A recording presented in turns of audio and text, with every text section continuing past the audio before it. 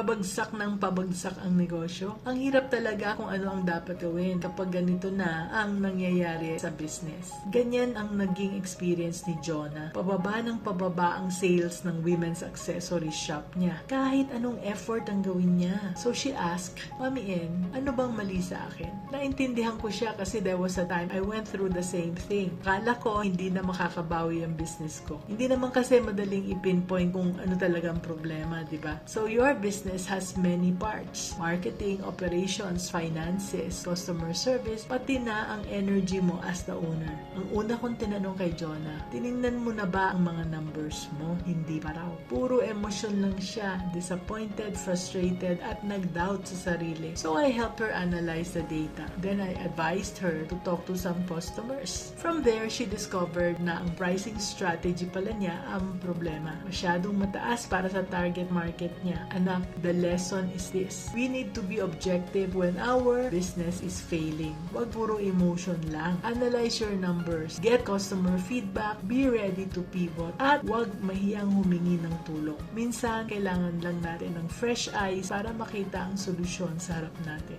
Kaya mo yan. Just be business-minded, Pinoy.